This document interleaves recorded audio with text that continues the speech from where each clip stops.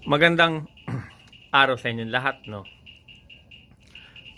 Konting sharing lang tungkol dito sa tugas. So, examine and observe, no? Kung titignan natin, itong tugas na ito is ang style niya is twin trunk. No doubt, kitang-kita ito doon sa materyales. Okay. Konting history. Itong tugas na to is nung dumating sa akin is 2 piraso. No? So, itong parting to, yan. Itong parting to, saka itong part ito is magkahiwalay. Noong dumating sa akin tong materials nito, no, hindi gaanong outstanding yung materials. So, gumawa ko ng paraan para at least hindi man gumanda, pero mas maganda siya compared kung magkahiwalay sila. So, siguro ang susunod yung tatanong, paano nyo pinagdikit yung dalawang ito, no? Actually, no, hinanap ko siya ng angle na tingin ko is pag nag-matured siya is hindi mahalata na pinagdikit. Then, pag nakuha ko na yung angle na yon, binutasan ko siya, binarinahan, binutasan, at nilagyan ng bakal sa likod. So, ito yung bakal. Pakita natin, no? Saan ba yun? Ito itong bakal na yan. Yan. So, ito yung pinaka bakal niya. So, yung bakal is tumatagos siya from sa likod hanggang sa loob doon. So, hindi siya kakawala. Then, tinali ng wire para at least hindi gumalaw. At ito na siya ngayon. So, para makita nyo yung kung proseso is papakita ko sa inyo yung mga pictures bago ko siya ginawa. Para at least makatulong sa inyo later on, kung magkakaroon kayo ng klase na ganitong materyales para mapaganda yung ating puno. So, ipapakita ko sa inyo ngayon at babalik tayo mamaya.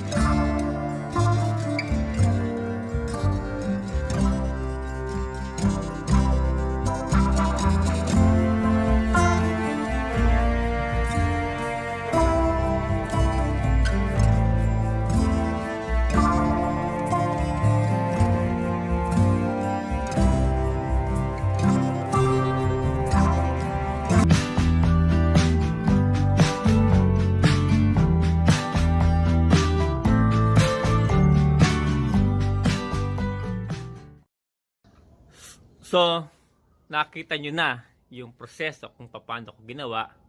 Sana is makatulong sa inyo para if ever na maka-encounter kayo ng ganong klaseng sitwasyon is meron kayong konting kaalaman kung paano pagandahin ang puno. Okay, so balik tayo dito sa tugas, no? So, twin trunk siya. Ang bala ko dito is windswept na design. No? Sa windswept na design, meron akong dalawang senaryo na gustong i-share sa inyo. Okay. Bago tayo gumawa ng puno, no, palagi ko sinasabi sa inyo, dapat meron tong basihan na nangyari sa kalikasan o sa ating kapaligiran. Okay. So, dalawang senaryo ang sa tingin ko kung papaano nabuo ang windswept na design, no? Ito'y base sa aking pag-aaral, no? Kung if ever, no, if ever na merong konting pagkakamali o correction, mas maganda is i-comment nyo at ma-share nyo para at least makatulong ito sa mga nagbobonsai. Okay. So, yung dalawang senaryo sa pagbuo ng windswept is dapat naayon ito sa rules of nature, no? O yung mga nakikita natin sa kalikasan. Napaka-importante sa pagbobonsai natin is bumabase ito o nakikita natin ito sa ating mga paligid o sa ating kalikasan. Okay, yung isang senaryo, no? Itong punong to, yan yung mga puno na tumubo o lumaki sa hindi gaanong mahangin na lugar. Itong punong to, itong pangalawang senaryo, ito yung puno na makikita natin doon sa lugar na malalakas ang hangin. Ito din punong to, yung tumutubo na mas maraming oras o panahon o araw na malakas ang hangin compared doon sa lugar na hindi gaanong hinahangin. Kumbaga, ito yung madalas na binabagyo. Dito naman, ito yung hindi gaano madalas tamaan ng bagyo. No? Para hindi tayo malito, no? Okay. Itong senaryo to, no? Dito muna tayo. Na malakas ang hangin, no? Kapag ang hangin dito is hindi gaano malakas, no? Tendency niyan is tumubo siya pataas. Kapag dumating na yung panahon na sinasabi ko kanina na malakas ang hangin, so aayon yan o pupunta yan sa direksyon ng hangin. So lahat ng tumubo dito is papunta doon sa direksyon ng hangin kapag ito ay dumating na.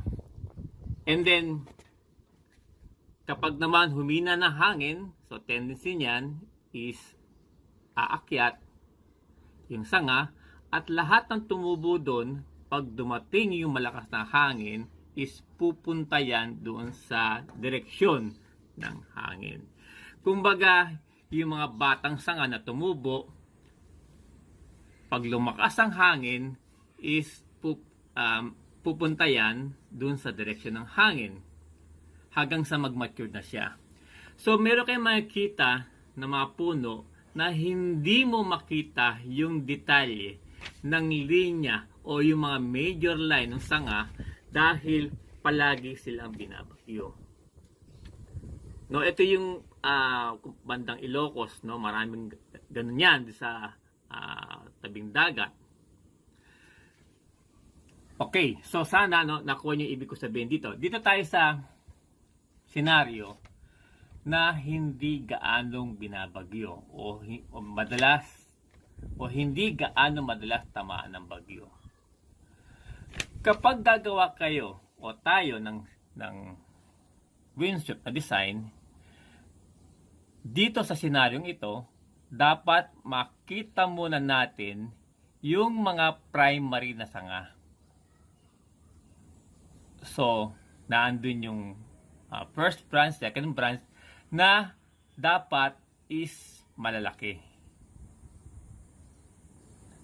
And then, pagdating sa secondary o tertiary na sanga o na linya, doon siya magwi-windswept dahil nagiging windswept lang siya kapag tinatamaan ito ng bagyo.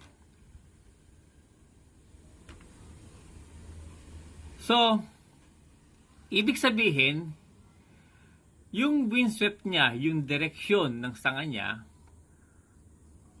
ang umaayon lang doon sa hangin o doon sa pag umihip ng hangin is yung almost tertiary na sanga. Dahil kasi kapag ang primary mo hindi siya pwedeng sumunod sa sanga, sumunod sa hangin dahil malaki siya. Kumbaga hindi na siya mabebend. Yung alanganing secondary papuntang tertiary, yun lang magbe-bend. So parang ganito siya.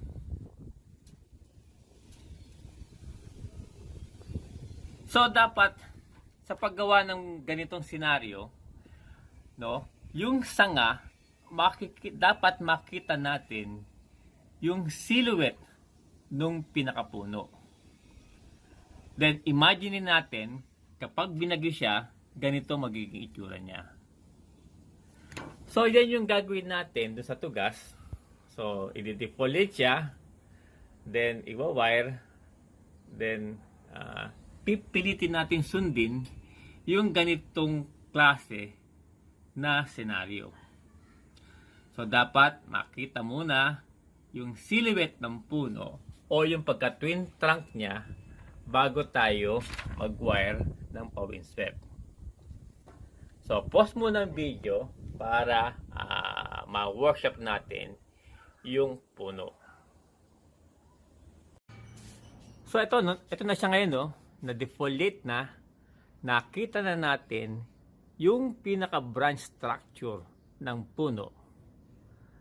Pag nakita natin yung branch structure ng puno, makikita na rin natin yung pinaka-silhouette ng itsura ng puno bago siya mag-windswept. So, pause muna ang video para ma-workshop na siya ulit.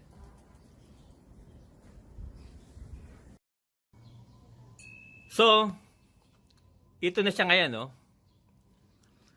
So, na-iripat na siya at na-wire na siya. Yung pagka-wire natin, yung ginawa ko muna, ito yung normal na wire na yung senaryo ay hindi pa siya nawi-windswept. Sinabi ko doon sa unang video ko na dapat makita muna natin yung silhouette ng puno bago dumating yung malakas na hangin o bagyo. No? So dapat mapakita natin sa viewer yung silhouette ng puno bago siya i-windswept. Ngayon, itatry ko na pihitin yung mga sanga para maging windswept.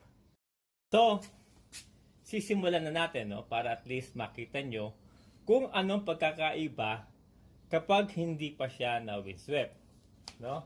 Actually, yung mga wire, pinasobrahan ko para at least kung may tutubo doon sa nodes na iniwan ko, doon siya magwi-windswept, no? Doon siya pupunta. Ngayon, ang punta ng hangin is pataas. So dapat lahat ng sanga, yung mga third generation na sanga o alanganin second generation papuntang third generation is pumunta pataas. So, iwawire na natin siya, no? So, pipihitin na natin siya.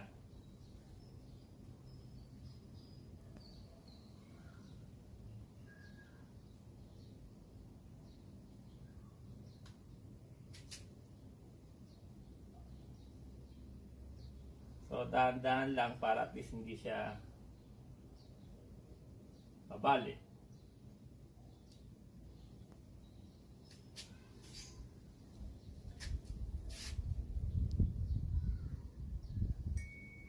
So, dapat maging natural siya na mukha siyang hinipan ng hangin. Okay na siya dito.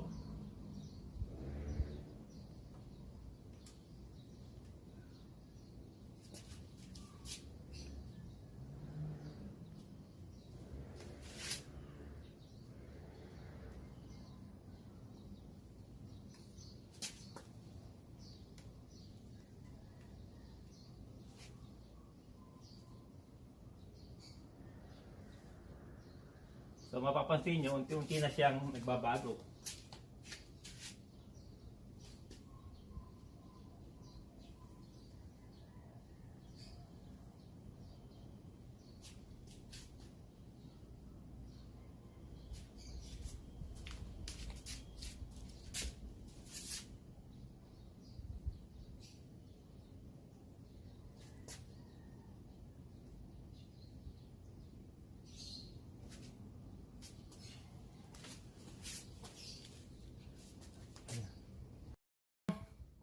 Konting detalye lang doon sa pagkakawag ko kanina para at least makita natin ng maayos.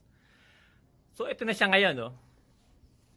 So nakita niyo yung difference, yung senaryo na bago siya hipan ng hangin at nung hindi pa.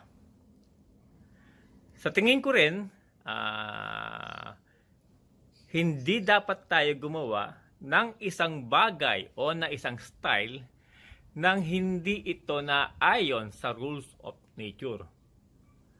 No, so dapat kan may basihan, so hindi tayo basta-basta gagawa, no? Kung mapapansin niyo, no, sinasabi ko kanina, nagpasobra ako ng wire, ito, yan. Yan. Yung tutubo dito na kasi diyan meron siyang nodes, yan na yung papunta kung saan papunta yung hangin. No? Same dito sa yung parting yan. So yung nodes na yon, pag may tumubo doon, doon na siya pupunta. Kasi ang sabi sa inyo kanina, no, dapat ang inihipan lang ng hangin, yung alanganing second generation papuntang third generation. Kasi yan yung, sila yung medyo bata pa. Sila yung hihipan ng hangin. Sila yung aayon doon sa hangin. So dapat makita muna natin yung mga main na sanga, tapos hihipan na siya ng hangin, so ito ang magiging itsura niya. No? So, sana is marami kayong natutunan sa aking konting na-share sa inyo, at sana may apply nyo rin kung ano man yung napulot nyo sa aking video. So, maraming salamat. Solid PBSI.